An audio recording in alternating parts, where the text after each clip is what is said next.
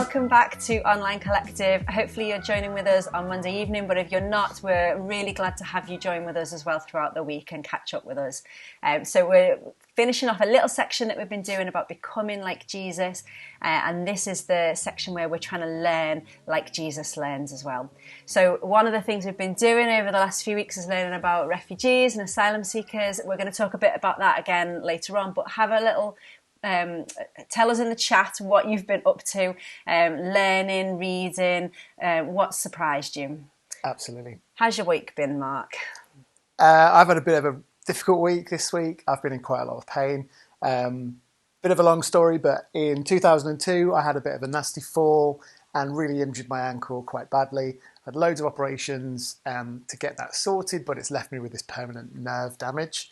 So it's really painful. So every 60 days I go into hospital, have a treatment on my ankle to help me manage the pain a bit better, but it makes the pain worse initially. So I've had a bit of a difficult week.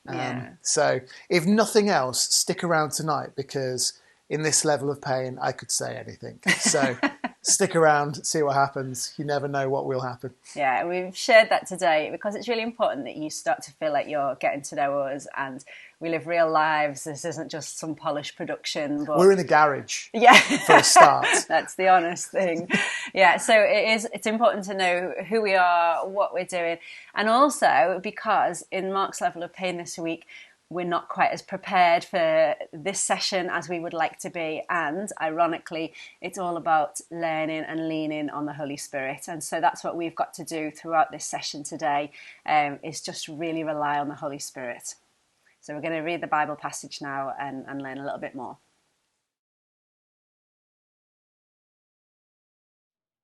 When the day of Pentecost came, they were all together in one place.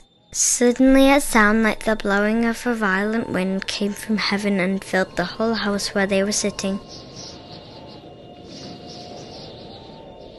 They saw what seemed to be tongues of fire that separated and came to rest on each of them. All of them were filled with the Holy Spirit and began to speak in other tongues as the Spirit enabled them. Have you ever wondered why Jesus didn't just magic things into being? You know, maybe he fell over as a kid. Why didn't he just magic his knee back together again? Or did he wait for the scab to heal? What about when he woke up in the morning? He must have known what was going to happen that evening, surely. I mean, he's God after all. But actually, Jesus chose to live in a really different way. And there's a really good example of this in Mark chapter 2. And this is a story that's just picking up where some friends have brought their paralysed friends along to Jesus, and Jesus has just healed him. But he's also forgiven his sins. So I'm just going to read the passage. It's taken from Mark chapter 2.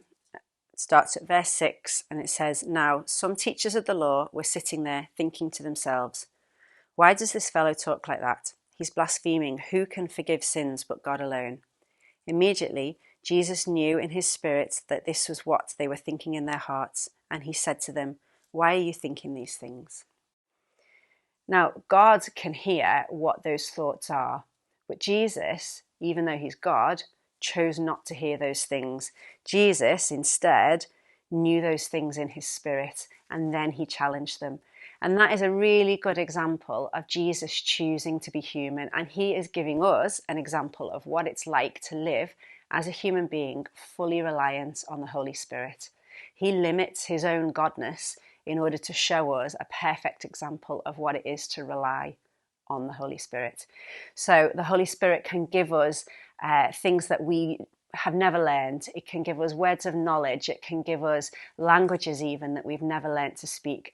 And that is why the Holy Spirit is so powerful, and that's why we need to rely on it. It is our lifeline to God the Father from heaven, helping us to live well.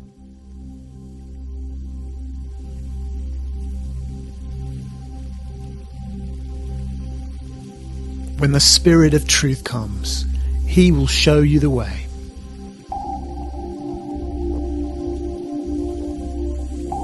He will help you to live, to persevere, to endure, to hope, to help, to strengthen others, to listen, to learn, to grow, and to care.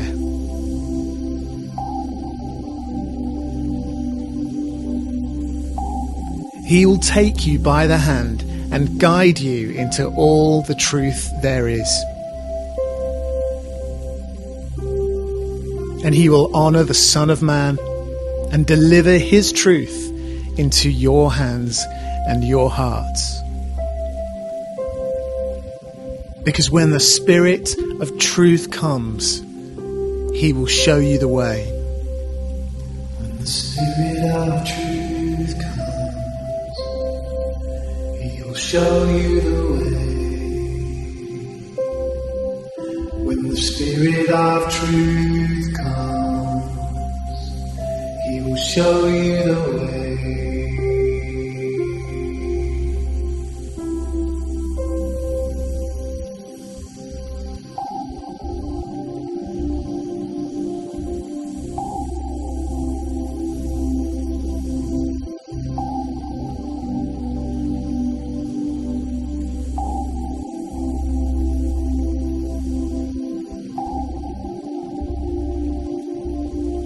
Spirit of the living God, fall afresh on me. Spirit of the living God, fall afresh on me.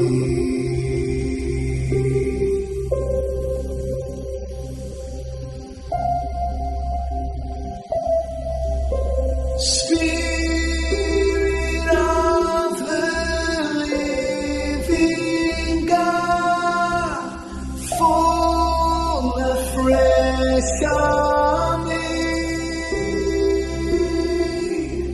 Spirit of the living God, fall afresh on me.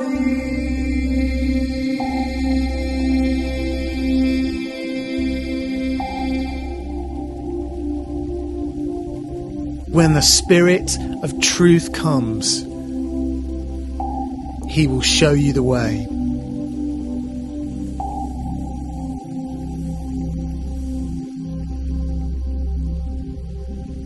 So we can often experience the Holy Spirit during a time of worship, and hopefully you heard a small still voice perhaps during the music, during the worship that we've just had.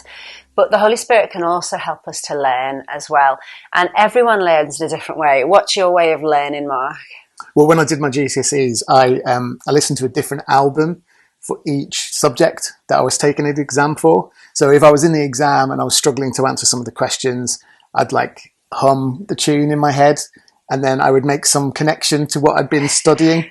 And I don't get that at all. That would be totally distracting. I wouldn't be able to concentrate. I would have to be completely quiet, and I'm much more methodical in how I'm learning, and we're completely different. Sarah got better results than I did, so maybe that maybe that tells you everything you need to know. But the point is, the Holy Spirit can help each of us as we're learning. And there's loads to learn as you go on this journey through Christianity. There's lots of things within the Bible. There's learning from experiences. There's learning from each other. And all of that can be driven deeper when you rely on the Holy Spirit. Yeah, and learning continues, doesn't it? So I think that a lot of people think that your learning is in your school days. But I was really inspired by Sarah's nana, who did a degree when she was in her 70s, 80s. Late 70s, yeah. So the learning continues all the way throughout life. We've got a few ways, haven't we, that we can do some of that learning, and we can invite the Holy Spirit to teach us. Yeah. We've got rhythms. Yes. What's a rhythm? Rhythm is hard to spell, but if you sign up for a rhythm, it is a small group of people that meet together to just study the Bible together and really go deeper, learn from each other, but also pray through things and learn from the Holy Spirit as well. So you can sign up for that online. churchcollective.uk/rhythm. Yeah. The other thing you could sign up for is an Alpha course, which we will be running soon. Alpha is basically another place where you can get together and you can chat through life's questions with people. It's got video content that you can watch and ask those questions. Yeah, Alpha's a really good course. If you don't really know much about who Jesus is or much about Christianity, and you keep hearing these things coming about and you're just not sure where to find out the information that you're looking for, Alpha is the place to go. It answers so many of your questions. To sign up for that? Yeah. Easy. Have a go. Yeah. Where would you sign up for Alpha? Online. And how would you do that? What's the website address? I don't know. Well, have a guess. Have a guess. churchcollective.uk/Alpha. Wow, there you go. As easy as that, isn't it? We're all learning. Yeah, we're all relying learning. on the Holy Spirit. Yeah.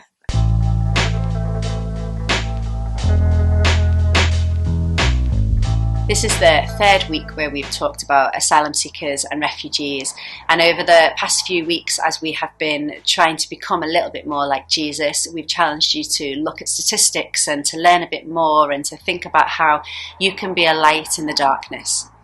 And it matters because it matters to Jesus. And these are not just statistics. These are real people. Every single one of those numbers is someone who matters to Jesus. And I see that regularly in the work that I do. I'm employed 1 day a week to work with asylum seekers. And they are real stories. They are real people.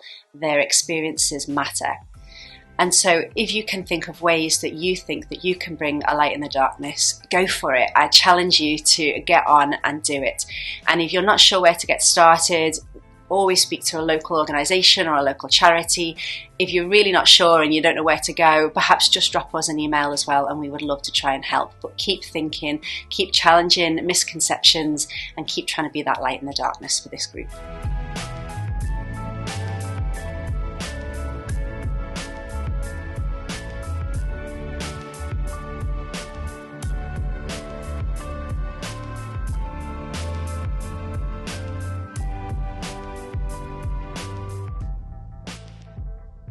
Thanks so much for joining us tonight. We made it through. Yes, I'm still in pain, but I'm still here.